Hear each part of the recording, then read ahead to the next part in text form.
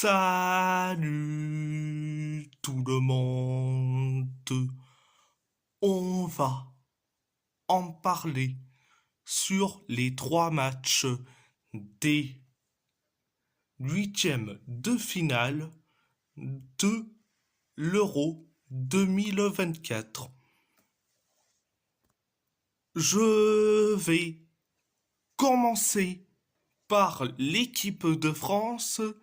L'équipe de France où les Bleus ou la France a gagné face à la Belgique 1-0, un but, un but contre son camp de Jan Vertonghen. Le match, le match en général, ça a été catastrophique, nullissime et c'est un purge monumental. Première période, première période, ça a été nullissime, catastrophique, d'un néant total. On a eu la possession des tirs cadrés, mais l'attaque, l'attaque française, l'attaque française sont,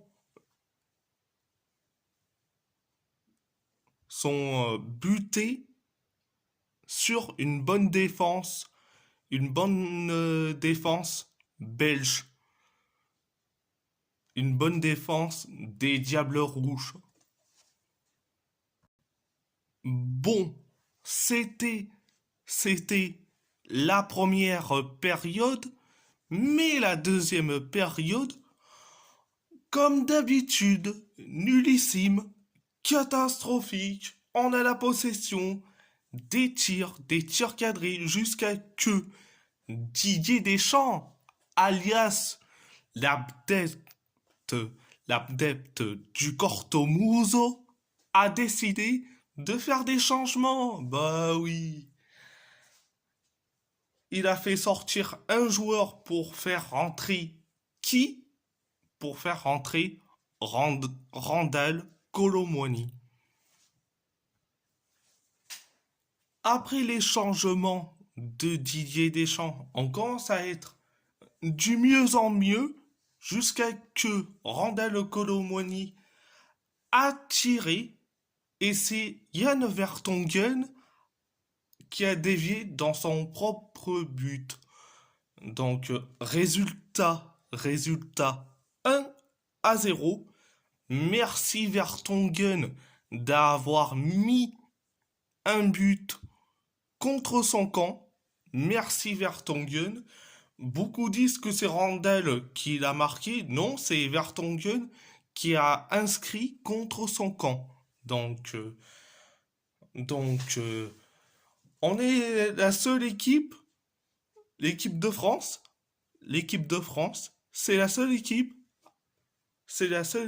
équipe à marquer carrément deux CSC et un péno. Un péno. On est la seule équipe, c'est tout. Donc, à part ça, à part ça, à part ça, c'est tout. Le Portugal, le Portugal a gagné au tir au but, face à, face à la Slovénie. Certes, match nul 0-0, mais on a gagné au tir au but 3-0. Donc, première période, première période, ça a été, certes, un peu limité, mais sans plus. On a eu de la possession, plus de tirs cadrés, mais, mais la Seleção portugaise a buté sur la défense slovène. La défense slovène a été impeccable. Donc, euh, donc le collectif portugais, il était bien présent. Il était bien présent. C'était la première période, mais la deuxième période, on a eu de la possession des tirs cadrés. Le collectif portugais était présent, hein, etc., etc. Euh, Roberto Martinez a fait ses changements. Donc, le premier changement, je trouve ça douteux. Tu fais sortir Vitinha, tu fais sortir Vitinha pour faire rentrer Diogo Jota. Je dis franchement, c'est un peu incompétent de la part de Roberto Martinez. Donc, euh, Après les changements, comme je dis, le collectif portugais était ultra présent sur beaucoup d'actions, sur des tirs cadrés, sur les corners. Ça a été présent. Donc, C'était la deuxième période. Direction la prolongation. Première période de la prolongation, ça a été ultra bien jusqu'à que Diogo Jota arrive comme une flèche et la défense slovène ont décidé de le faire tomber. Résultat, penalty pour le Portugal. Cristiano Ronaldo va tirer ce penalty, mais son penalty a été arrêté par All Black, par Yano Black. Donc après le penalty raté de CR7, donc, euh, donc, euh, donc, après et le penalty raté de CR7, le collectif portugais commence à être ultra fort. Il y a du, il y a un moment que les Slovènes ont failli marquer, mais tu tombes sur un Diogo Costa qui est meilleur. Donc, c'était la première période de la prolongation. Deuxième période de la prolongation, c'était ultra bien. De la possession, des tirs cadrés, euh, quelques bons arrêts de Diogo Costa, qui est merveilleux. Je dis franchement, on, on a eu, on a eu des tirs cadrés, des corners qui sont, allez, gigantesques. C'était la deuxième période de la prolongation. Direction les tirs au but. Il y a trois joueurs côté portugais qui, a, qui ont inscrit leur tir au but. leur tir au but. Donc, les trois joueurs portugais qui ont inscrit leur tir au but, c'est Cristiano Ronaldo, Bruno Fernandes et Bernardo Silva. Les trois joueurs slovènes qui ont loupé leur tir au but, c'est Josip Ilicic, l'ancien de l'Atalanta Bergame, qui est, qui est de retour à Maribor dans son ancien club. Donc, Josip Ilicic qui a loupé. Il y a aussi Jure Balkovsek et Benjamin Verbic. Donc, les trois joueurs slovènes ont loupé leur tir au but. Donc, à part ça, c'est tout. À part ça, c'est tout. À part ça, c'est tout. On va, on va parler, on va parler de la Turquie. La Turquie a gagné face à l'Autriche 2-1, un doublé de Meri Demiral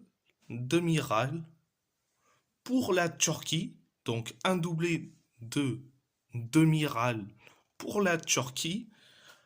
Un but de Michael Grigoric pour, pour l'Autriche.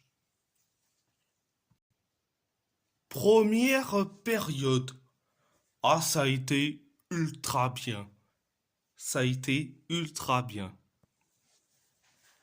En quelques secondes, tu as eu les joueurs turcs qui ont eu le ballon, qui ont couru, un défenseur autrichien qui a capté direction corner, et dans ce corner, t'as Arda Güler qui a mis son corner, ça s'est tombé sur un joueur turc, mais qui a été carrément pris par un joueur autrichien jusqu'à que Demiral a eu le ballon et qui tire au but. Donc, résultat 1-0 depuis le moins de 1 minute à la 55e seconde. Donc, après le but du 1-0 signé Demiral,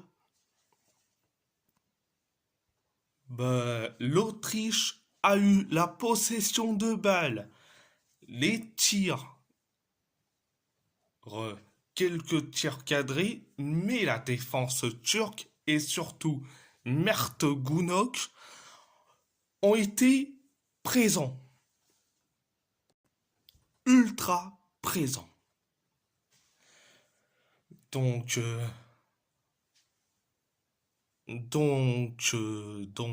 c'était la première période, mais la deuxième période,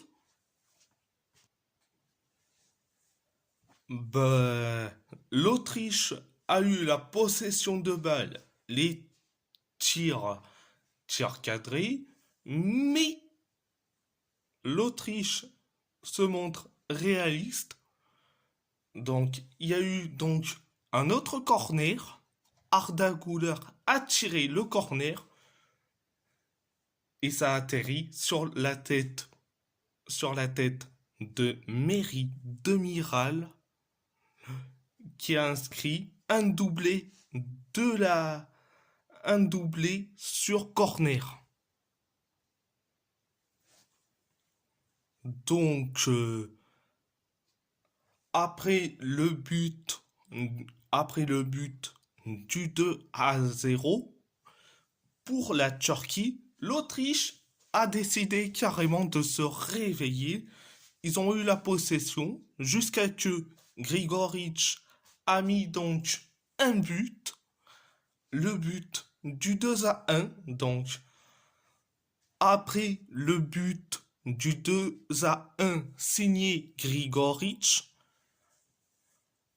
l'Autriche a eu tout la possession des tirs des Turcadris, mais la Turquie reste réaliste. Même si tu as eu quelques fulgurances de la part des Turcs, mais l'Autriche se montre carrément d'être présent face à l'assaut turc.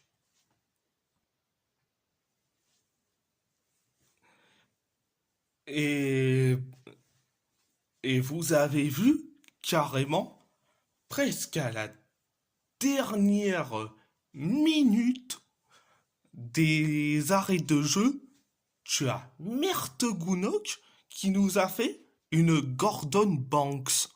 Carrément, Mert Gunok a fait une Gordon Banks en arrêtant carrément la balle.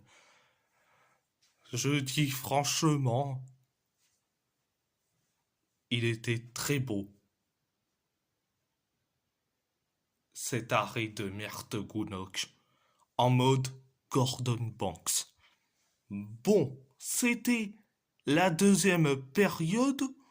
La deuxième période, à part ça, c'est tout.